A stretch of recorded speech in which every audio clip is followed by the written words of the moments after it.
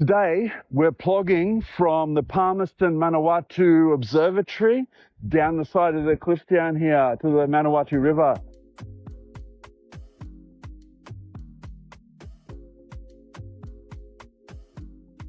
Let's see what we can find. Bit windy today, Trinity. Hi, I'm Trinity Anderson, the producer and narrator of Plog Vlog. Before we get into today's plogging adventure, I want to give a quick shout out to my friends who messaged after the Spices Gap episode. Crystal, Morgan, Chloe, you said hearing my story helped you understand why I'm usually so quiet. So thank you. It means a lot. You all know why I can't use social media, so I hope this fills in some blanks. This time, we're plogging from the Manawatū Observatory in Palmerston North down to the Manawatū River via the Kupu Rangatira Proverb pathway. It's steep, it's beautiful, and it's really windy, especially at the top. Morning.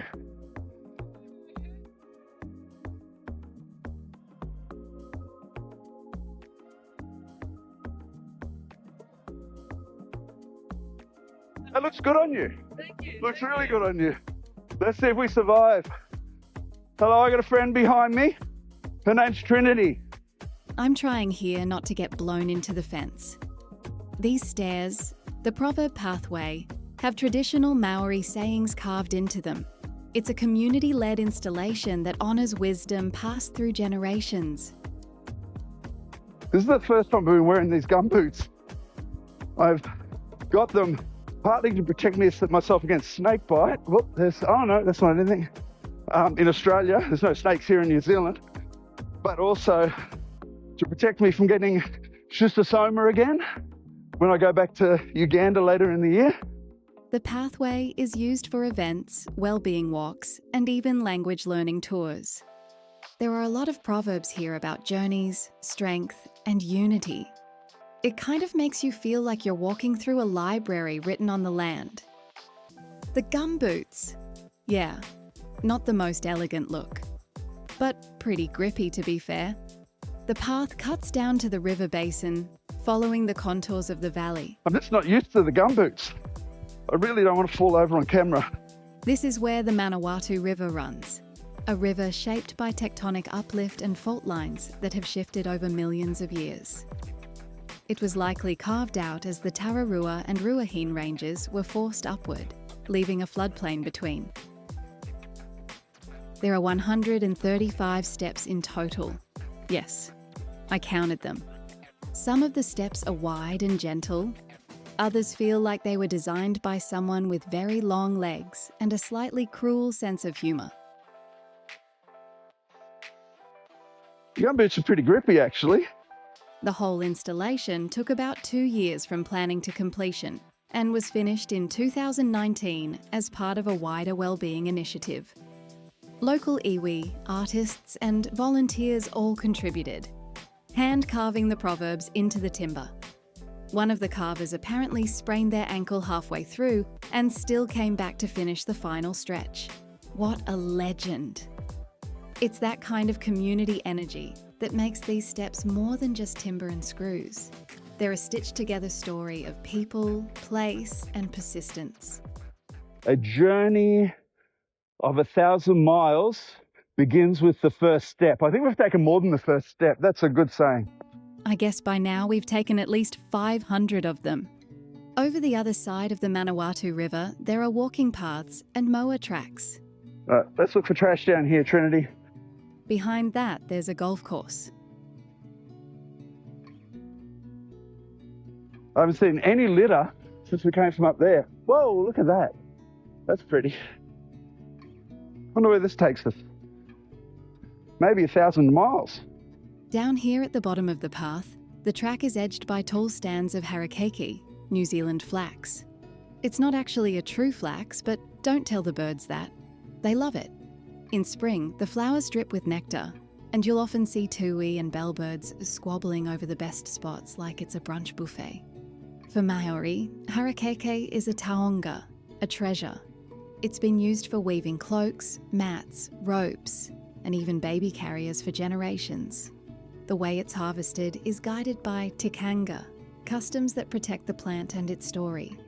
Only the outer leaves are cut. The inner ones, known as the rito and the auhi rito, are left untouched.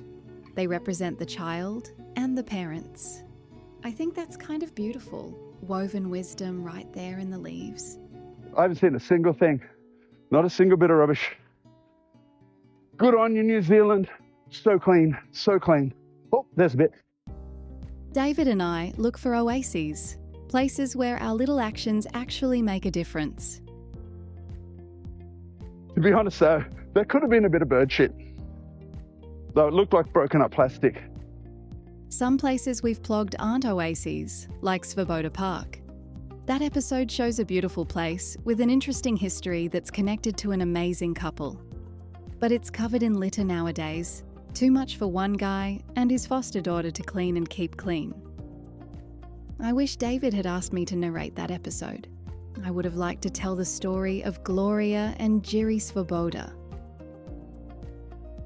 This proverb pathway is an oasis. In fact, New Zealand is still one. I hope it stays that way. New Zealand is also a place where it's not too hard to get away from people, from crowds, if you want to. David and I are both highly introverted, so neither of us like being around people too much. David enjoys what he calls his single-serving friends, people that he can have interesting 10-minute chats with and then move on, with no expectation of continued connection. You know why they put oxygen masks on planes? Now, do we go that way? Or do we go this way along the river at the end of this track? Or is it a split? I reckon we're going to be meeting up with the Y up here. I think it's going to be a Y. I like Ys. Why do we do things? Why should we keep doing things? Why should we not change them? Especially if they're destructive to us and the environment around us. I'm not interested in single-serving friends.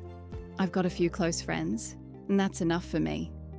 I even need time away from them sometimes. Sorry, Morgan, Chloe, and Crystal.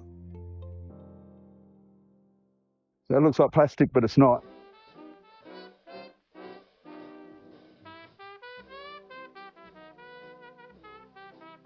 Morning. I brought 2 of Mum's old diaries with me on this trip.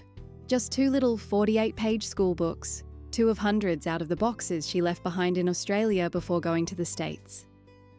The second book ends in 1996 in Kathmandu. She wrote about meeting someone she knew named David. They had dal bhat and rich chocolate cake at Casey's restaurant, then walked to a Tamil bar to listen to music. The next morning, she woke up hungover in his bed. He'd slept on the floor, pulling a floor mat over himself like a blanket. I never met my mum as an adult. She died in 2020 in California from liver failure.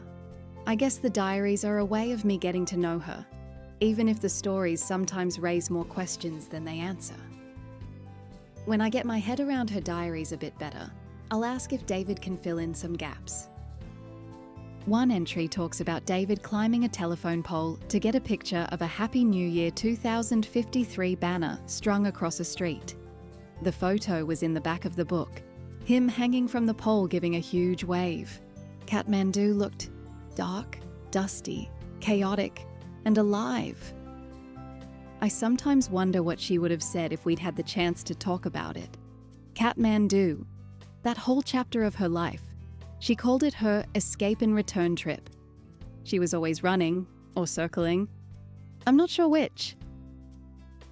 It's strange reading about your mum meeting people you now know. The entries are just enough to give you a glimpse, but not enough to explain anything fully. Still, I'm grateful for them.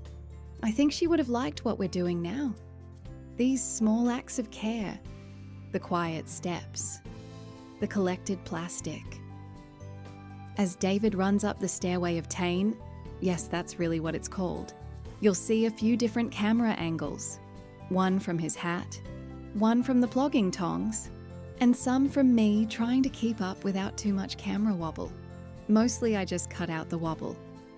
Watching him from behind like that makes me think about how far we've come. Not just geographically, but from where I started, curled up in the corner of a spare room, silent. And from where Mum ended, silent too, but for different reasons. If not for alcohol, she might still be here. She might have joined us on one of these walks, told her own stories on camera, picked up a bottle or two, but she's not. So I will. Let's keep going.